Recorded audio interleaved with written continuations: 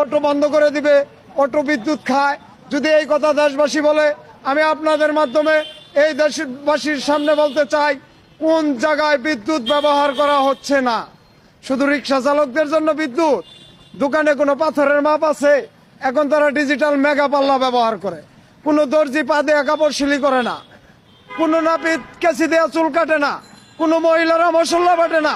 আপনারা রান্না করার জন্য প্রেসার কুকার, গরম করার জন্য ওভেন, কাপড় ধোয়ার জন্য ওয়াশিং মেশিন, রুম গরম করার জন্য হিটার, গরমে ঠান্ডা পাওয়ার জন্য এসি, সবকিছু ব্যবহার করবেন।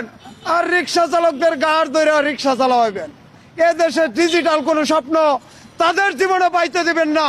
এই ষড়যন্ত্রের রায় এই দেশবাসী মেনে নেবে না। অটো রিক্সা বন্ধ করে দিবে, এটা আমাদের কোনো দুঃখ নাই। আমরা এদেশের নাগরিক, আমাদের খেটে খাওয়ার অধিকার আছে না? একটা বিকল্প কর্মসংস্থান তৈরি না করে